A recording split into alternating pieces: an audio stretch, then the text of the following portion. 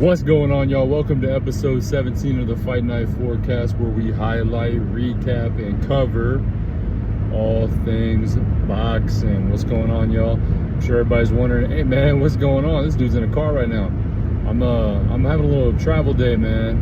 I'm in the process of moving right now, so got a little 5-6 hour drive ahead of me. So I figured, I spent this whole week packing. I haven't had a chance to film an episode. I was like, man, you know what? I'm gonna give these guys some content, man. So excuse me for being in the car, but I still want to get some boxing content to you guys.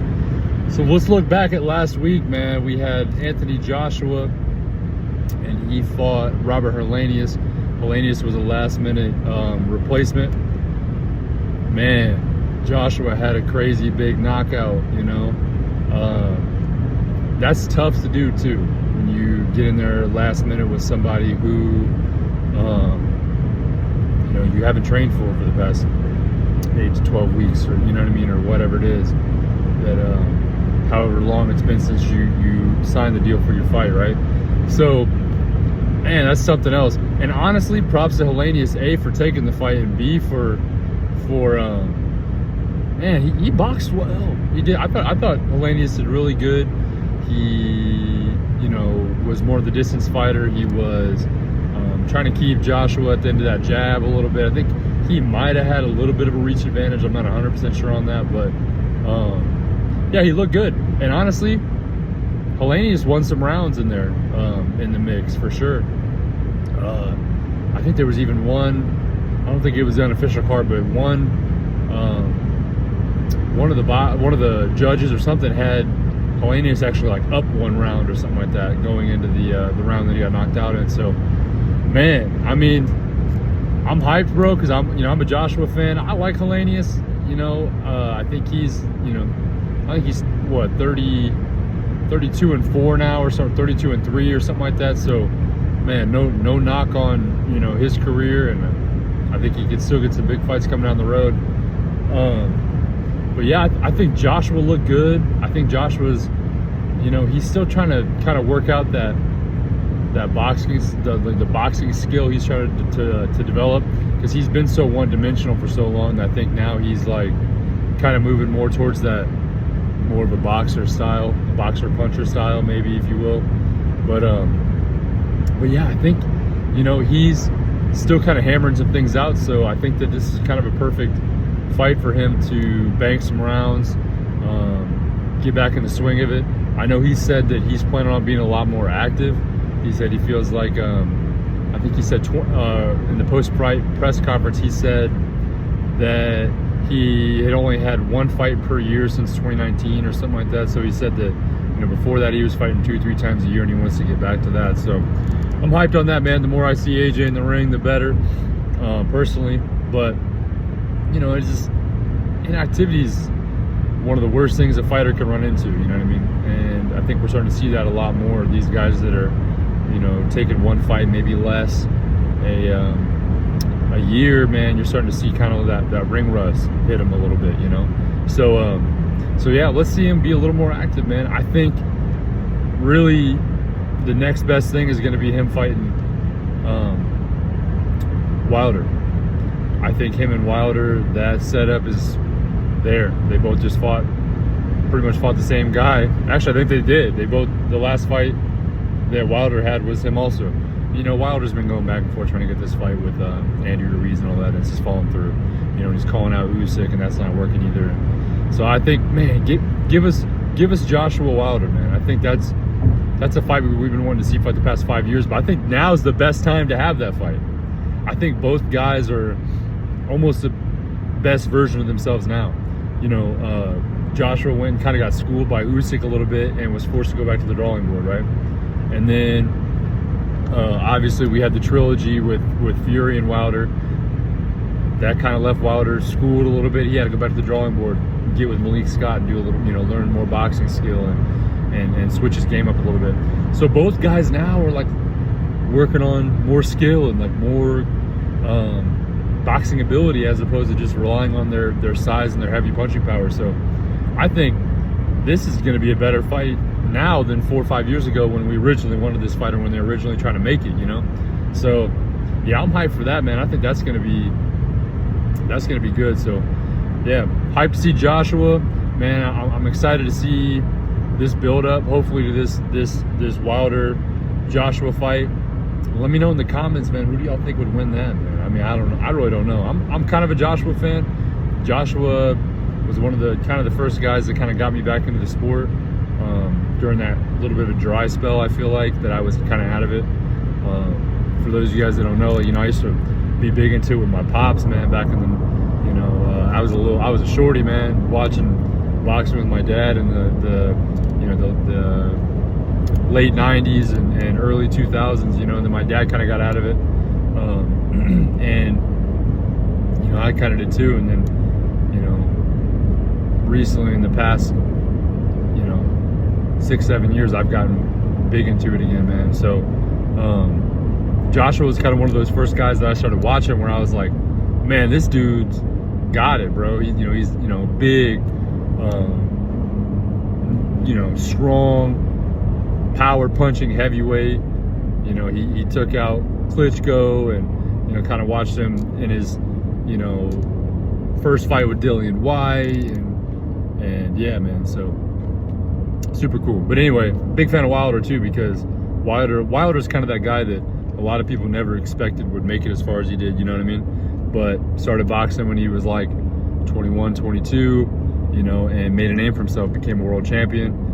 Obviously behind that right hand of his, but still, like, that's just cool to see. He's kind of an underdog story, and I think a lot of people can relate with that. A lot of people dig that.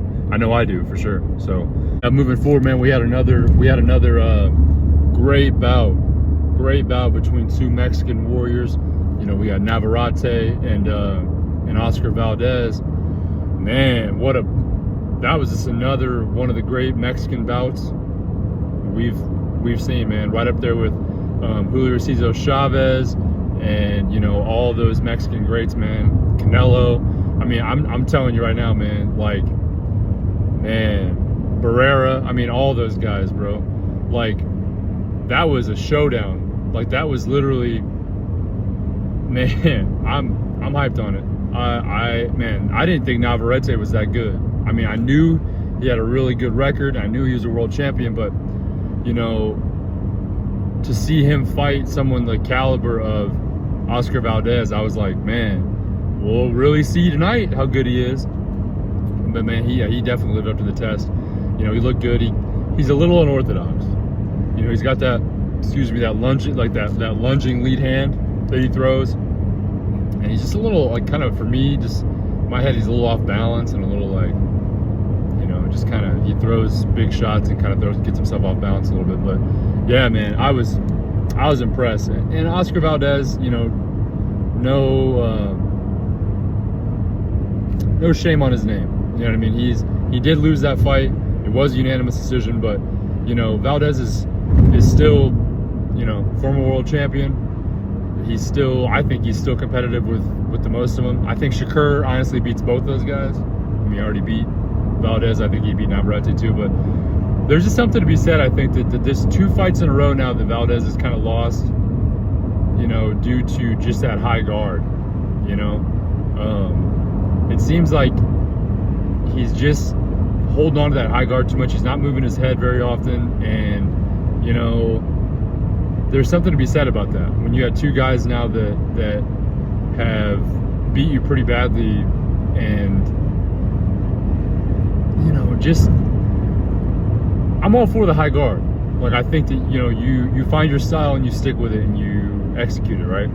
So, you know, the high guard is by no means like a bad stance or anything. It's just, or a bad defensive method or anything. But I just think in my head, though, it's like you might need to work on switching up a little bit, or adding more head movement into your game, or something along those lines, because it's just that's 2 fighters now on that level, right? Like that world championship level now, that have beat you because you just kind of here, you know, and you're looking through your gloves, and they're catching you in between the guard. And, you know, there's got to be something said for that, you know, that some adjustment needs to be made in the Reynoso camp, you know, where it's like, hey, we have a high guard, this is what we like to use, this is our style, but we got to be a little more, you know, a little more than one dimensional, I guess is what I'm trying to say. Maybe switch it up a little bit, and I'm not saying, you know, go from a high guard to a Philly shell, but, you know, get it to where you kind of maybe loosen that lead hand a little bit and move your head. And it's easy for us to say as the people watching, right? Like, you know, boxing is one of the hardest sports out there, but there's got to be some adjustment made, I think, in his camp, just to continue to have him be a competitor in this world champion level fights, right? So yeah, but honestly, great bout, man. I mean, fireworks the entire time. Called it last week. I said it was both guys have power in both hands and it was going to look good, and it did. And it became another Mexican classic, baby. It really did. Just two great warriors going at it. So absolutely. Let's look ahead a little bit. We're kind of rolling through this, man, because, you know, I know it's in the car, man, and it's kind of, you know, not gonna be best quality and stuff, but I just want to get content to you guys. I haven't missed a week since I started, so I'm trying to keep that up, man. So moving forward, though, this weekend we got kind of a Dazn prospect card coming up, headlined by Yafai and Galal Yafai and Tommy Frank, two young guys. You know, there's a bunch of prospects on that card. It's gonna be pretty decent. I'm gonna watch it. It's on Dazn. I'm not sure if it can't be. There's no way it's pay-per-view. But you know, they got the Dazn membership or whatever. But I'm not hating. However y'all go to stream your fights, that's on y'all. All right, that ain't on me. But yeah, watch it however you gotta watch it. But yeah, I'm gonna watch it, man, just because, you know, I'm a big fan of watching like prospective talent come up, you know, and you know, just perfect example. You know, I kind of missed that. You know, there's a lot of guys on that Navarrete card. You know, Emiliano Vargas, he's the youngest of the Vargas dynasty, they call themselves. You know, he looked insanely good. He looked like he's got that dog in him. I don't want to say it because I don't know if it's all the way true. He might be the best brother out of the three. I don't know. All love for all three of them. I've been following them all on Instagram for a minute. You know, they're all dogs. They all do well, but I don't know. I think that he's got a little bit of an it factor to him. I think where he looked good and he turned it on. He kind of had the showmanship. You know, Fernando Jr. I think is, you know, amazing boxer in the same way, and Amato is, you know, right behind him too. So no hate on any of them, but yeah, you know, Emiliano looked crazy good. I'm pretty sure Richard Torres is on that fight too, and he looked good. And yeah, there's just, yeah, man, people just came out looking good, man. The sport of boxing is in good hands coming up. But yeah, so we got that one this August 19th this weekend coming up. But yeah, man, other than that, you know, nothing too crazy. I know there was some news about Alicia Baumgartner testing positive, you know, days before her fight, but she tested negative afterwards. Man, you know, that's another failed drug test, which is wild. You know, 2 weeks in a row now we got failed drug tests. This obviously came out a little later after her undisputed bout with Leonardo or whatever. But yeah, man, it just sucks to see. And I'll say this, man, because people have been asking me now that it's been 2 weeks in a row of failed drug tests. Like, what do I think about, you know, PEDs in the sport of boxing? And this is all I got to say about it, man. Boxing is a very dangerous sport by itself, right? Let alone without the use of performance-enhancing drugs. Now, on the flip side, I do understand as competitors, man, everyone's trying to get an edge on their opponent, right? And you got to come in, and I'm all for that. Get the edge, get the best edge you can, whether that's through film or through nutrition, diet, you know, cutting weight, whatever you got to do to feel like you gain that edge on your opponent, man. Like, go for it, you know. That competitor feeling, right? You're always trying to, you know, outwork your opponent no matter what. But when you get into this stuff with PEDs and all that stuff, it's like this sport's already dangerous, bro, and this sport's already, you know, brutal, and you can already kill somebody you know, without that stuff. Then you add all that stuff in, bro, it's different. Like, you know, PEDs in sports, some people are like, man, why don't you just make them all legal to everybody, man, and just make the playing level even and just go for it, let everybody try it, you know. But I don't know, man, I just, in the sport of boxing, it's different, you know. People's lives are on the line, you know, and not just boxing, bro, combat sports in general, UFC, MMA, you know, karate, I mean, any karate combat, anything you want, bro, you know. It's just, like, the level of danger is just heightened at a substantial rate whenever you add in, you know, PEDs and all this stuff. So, and the problem is, man, people are getting caught up on it. You know, people are like, oh man, how can you do that? But honestly, if we're gonna be real, most everybody's favorite fighter's probably doing it too. You know, everybody's trying to get an edge. There's always something new coming out that's not technically on the PED list that people are using, and then 2 years, 3 years later down the road, it's now a banned substance, right? But there's always that next cutting edge thing that's not detected on, you know, these drug tests and all that stuff. So, man, it sucks to see, but that's my opinion on it, man. I don't think it belongs in the sport of boxing, but, you know, people are doing it, you know, and it's like, at the end of the day, you know, what do you do?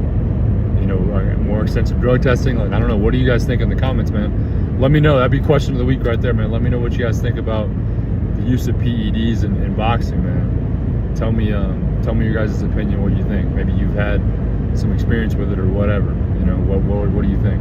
But you know, in the bodybuilding world, people are kind of coming out and being a little more open about it. But, you know, bodybuilding, you're not hitting people in the face. You know, so this is just a little different, man. So, but anyway, hey, I'm gonna hop off here, man. Thank you guys so much for tuning in. Episode 17. Thank you so much. Please like, comment, subscribe, hit post notifications, tell a friend. Give me some hate in the comments. Give me some love in the comments. You know, talk to me. Tell me I'm doing a shit job. Tell me, yo, why are you filming while driving? You're a lunatic. Man, tell me whatever it is that you want to tell me. Just talk to me in the comments. So, thanks a lot, guys. Thank you for tuning in. Man, all the love. Once I get settled in, man, I'm about to hopefully have a little more space. I'm gonna have a little podcast studio set up. I'm gonna get everything set up in the background and try to make it, you know, more of a legit setup. Want to get a mic. Want to get them headphones, maybe, man. We'll see how it goes. But yeah, so thank y'all so much for the love, man. I'll see y'all in the next one now. Peace.